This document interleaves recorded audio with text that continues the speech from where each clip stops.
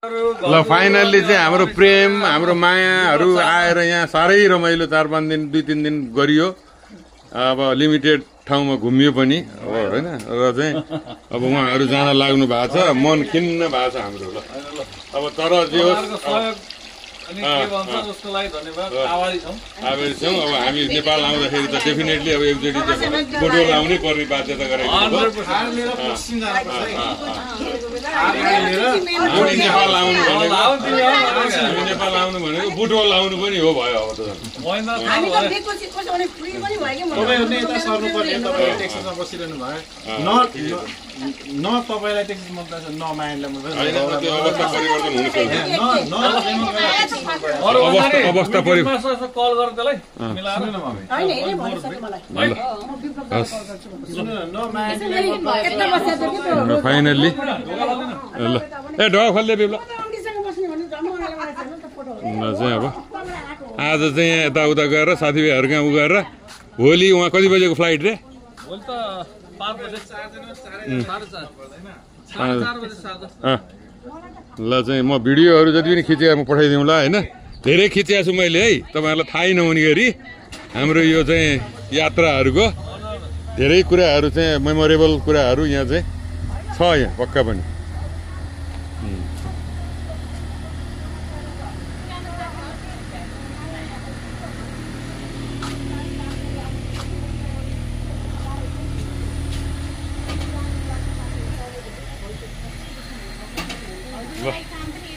अब यसरी चाहिँ उहाँहरू चाहिँ बिदा भएको अवस्था।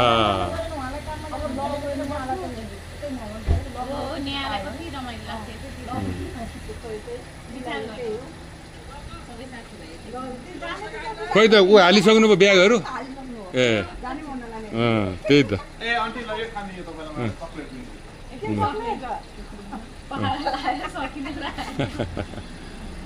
ल प्रेमजी अब यो मित्रता यो आत्मीयता चाहिँ सधैँ नमरिन्जेल कायम होस्। ल दाइ ल हामी Nepal thank you for everything. हामी नेपालमा चाहिँ तपाईको आउँछौँ ती पनि भेट्छौँ। 100% अब अर्कोचोटि अमेरिका आउँदाखेरि चाहिँ एज ए टुरिस्ट तपाईको क्याराभान लिएर अरू हामीलाई मतलब छैन। तपाईको जोडी र मेरो जोडी चाहिँ कमसेकम 10-20 वटा स्टेट चाहिँ भ्याउनु पर्छ है। 100%। अब किनभने अब हामी यहाँ काम नगर्ने भए त हामी टुरिस्ट अमेरिकाका टुरिस्ट चाहिँ अब हुने भयौँ हामी हैन त। अहिलेसम्म यहाँको पर्मानेन्ट रेसिडेन्स थियौँ। सङ्गमले चाहिँ म रेस्टुरेन्टमा छु कता कता भनेर लेखिरहेको ल ल ल अब भयो ल सङ्गम भाइलाई पनि मेरो तर्फबाट चाहिँ आइहाल्नु भन्नु होला। मेसेज ल ल प्रेम अङ्कल माया आन्टी साथी जस्तो ल बसौँ अगाडि ज्याप्पो उठाउने गर्नु भन्नु है प्रेम उलाई पछाडि किन बस्नु मान्छे खतम माया थाहा छ फोन कहिले उठाउनु फोन उठाएर जे गरी एक तपाईले मिनेट फोन गाडी नगर्दा चलाउनु हामीलाई है केही फरक पर्दैन कि हजुर मलाई भन्दै मलाई रेडियोमा चलाउनै पाएन के ठिकै छ सो ह्यापी यसरी जानु न बरु अंकल यसैमा हो जाने अंकल सुन्नु न यहाँबाट के हैन मेरो आमाले भने शब्द भन्नुभयो त्यो आम सो ह्यापी भने कति छ रे टोल कति टोल बाँकी छ रे तपाईले हो के ओके ओके सुन्नु न के गर्नु भने नि यहाँबाट बे ब्रिज भएर नजानु Richmond Bridge Golden Gate Bridge भएर घुमेर जान लाग्यो त्यसरी नै हो। बे ब्रिजबाट नजानु के 580 बाट गोल्डन गेट ब्रिज भएर रिचमन्ड ब्रिज रिचमन्ड ब्रिज भएर गोल्डन गेट निस्किनुस् के रिचमन्ड ब्रिज भएर गोल्डन गेट निस्किनुस्। रमाइलो छ त जहाँ पनि छैन होला रिचमन्ड बीच हो कति बजे पहिला सौसलिटोको हान्नुस् यताबाट देखाउँछ रिचमन्ड बीच गएको पनि छैन होला राम्रो छ के रिचमन्ड बीच बजेसम्म त गाडी पुगिन्छ मजाले पुगिन्छ 2 बजे घुम्नु त जान्न हाने घुम्नु फोटो खिच्दै हिँड्ने हो ल अनि गोल्डन गेट ब्रिज माथि जानु के त्यहाँ माथिबाट सबै अहिले नयाँ छ तपाईले देख्नु भएको छ कस्तो दामी छ अहिले जाने थाहा भइहाल्छ। झिलेले छ झिलेले त्यो तपाईले पहिला छोडेर गए दिनु भएको छैन के जान्न त्यहाँ कस्तो रमाइलो छ भिस्टा पोइन्टमै भिस्टा पोइन्टमा तर यता 600 लिटर भएर जानुपर्छ के 10 लिटर भर जाने कति टाइम लाग्छ हेर्नु पर्यो। तपाईँ यहाँबाट सान फ्रान्सिस्को त्यो रुटबाट जानु भने 1.5 घन्टा लाग्छ म्याक्सिमम। यो अहिले भने रुटबाट जानु भने सान फ्रान्सिस्को पुग्न 1.5 घन्टा लाग्छ भिस्टा पोइन्ट अब यहाँ डाइरेक्सन हेर्नु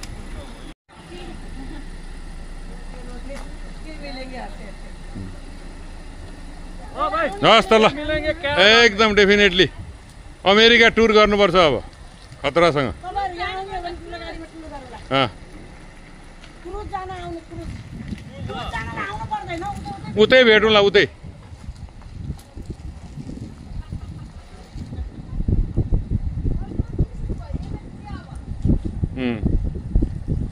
अच्छा कहिले बिर्स्या थियो तपाईँले अहिले भन्यो ल है त अँ